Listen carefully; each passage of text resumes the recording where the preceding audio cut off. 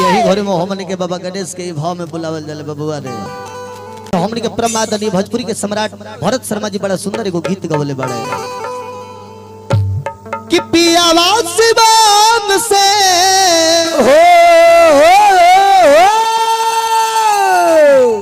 अरे पियावा सिवान से कि अन्हार भइले आई तदिवर तनी देही पा अरे डाली दो राजा आई यही भाव में हमने के आज बाबा गणेश जी के ही आंगन में बुलावल जाले। अब बाबा गणेश से कहले का बाबू रे कैसे कहल कहो अरे सुनाए गौरी के लाला जियो जियो और सुनाए गौरी के लाला कि तो के गोहराई तैयाई गणेश बाबा आहे आई गणेश बाबा ई अंगने में आई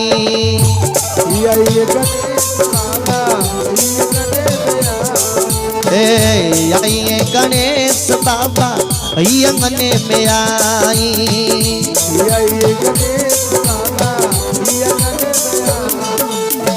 सुनाए गौरी के लाला सुनाए गौरी के लाला तोहके गोहराई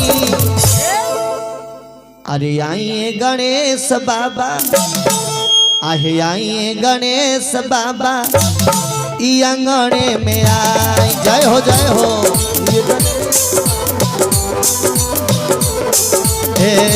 आई गणेश बाबा ई अंगने में आई बोल बम का नारा राजा हो जाओ एक सहारा बोल बम का नारा है बाबा एक सहारा है हाथी ना घोड़ा ना कोनो सवारी हाथी ना घोड़ा ना कोनो सवारी पैदल हम यही तोर दुआ ए भोले बाबा पैदल हम यही तोर दुआ बोल बम का नारा है बोल बम का नारा है बाबा एक सहारा है धरती ना घोड़ा ना कोनो सवारी धरती ना घोड़ा ना कोनो सवारी पैदल हम यही तोर दुआ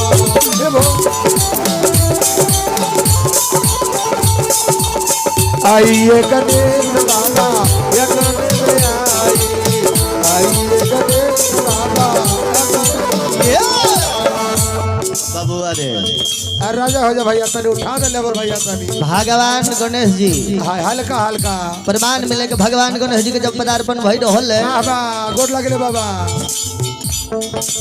बाबा के जब बियाह भइल रहल है हां तोहरे बार ना के बाबा हां ना जी जी बाबा के जब बियाह भइल अर्जुन भैया दू गो मेहरारू के संग बियाह भइल बड़े केकर संग एगो रिधी और एगो सीधी अरे रिधी सीधी मोटू पतलू देखा भैया सीटी आवेला कहां सीटी आवेला जवन करे कम कर दो एगो रिधी और एगो सीधी आई बेटी के कर रहली के का भगवान विश्वकर्मा जी के बेटी रहली अरे जी विश्वकर्मा जी काहे कि विश्वकर्मा जी के 3 गो बेटी रहली के रिधी सीधी और एगो संज्ञा अरे जी संध्या जवन संज्ञा के बियाह सूर्य महाराज के संगे हो गए आ बाबा विश्वकर्मा जी वो भोलेनाथ के सोना के महल बनावे खातिर गए वही घड़ी एकर लाग लग गइलो वाह वाह आ दोनों बेटी रिधी और सीधी के संगे कर बियाह हो गए रिधी सीधी के बाबा हो खेला सजनवा सुभला भोला बाबा रौरे ललनवा रिधी सीधी के बाबा रौरे सजनवा सुभला हो के बाबा तोहरे ललनवा रिधी सीधी के बाबा हो खेला सजनवा सुभला भोला बाबा रौरे ललनवा रिधी सीधी के बाबा रौरे सजनवा ए हा हा शुभ लाभ कर दूगो लइका रहले। अरे जिया अब बताई गणेश महाराज कितना भाग्यशाली होलो। जब पूजा पाठ होखेला बसहा भाई गणेश महाराज आंगन में रहेला। आहा दुआरी पर लिखल जाले रिधि और सीधी शुभ और लाभ। अब गार्जियन आंगन में अरे कर बेटा कर मेहरा दुआरी पर रक्षा करेली। अरे जिया कैसन बाबा है कितना भाग्यशाली रहे। यमान एकर एगो और ही रिश्ता रहेला। के छठी माई होले बाबा हो छठी माई होले बाबा रव रे भौजाई ले 500 ले 500। आ छठ माई बाबा गणेश जी के भौजाई लगल। जियो भौजी। आ भौजाई लगली कैसे? कैसे? ब्रह्मा जी के छठा तन से एगो नारी के उत्पत्ति भई रहल और नारी के नाम वो घड़ी में देवसेना रहलोस। लेकिन ब्रह्मा के छठा तन से जब उत्पत्ति भइली त नारी के नाम छठ माई हो गई। आई छठ के त्योहार सबसे पहले हमारा सनातन धर्म में के कैलोस? दुर्वासा ऋषि जी। बाबा पुत्र के कामना करे खातिर दुर्वासा ऋषि जी सबसे पहले छठ के त्योहार कैले। 6 दिन उपवास कैलोस। आ गंगा के किनारे जाके दुर्वासा ऋषि जी कोसी भरवले। ओए गोरी से ऋषि के बालक भई रहे से प्रचंड हो गइलस कि हमने के सनातन धर्म में छठ माई के पूजा करे के चाहिए। तो लड़का होई तब लड़का होई। आना तो लड़की खाली होई। तो लड़का लड़की में कोनो अंतर ना हो।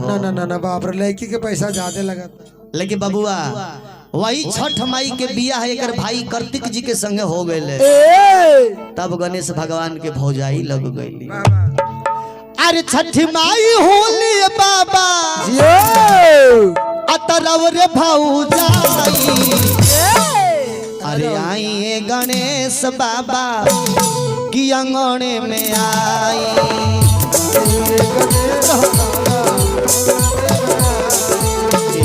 आई गणेश बाबा ही अंगने में आई।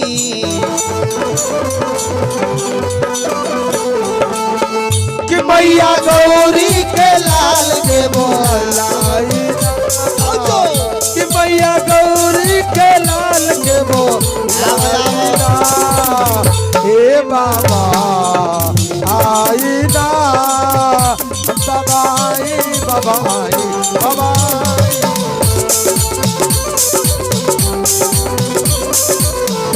मैया गौरी के लाल के बुलाई ना। मैया गौरी के लाल हो जाओ लाई ना। ए बाबा आई ना बाबा आई बाबा आई बाबा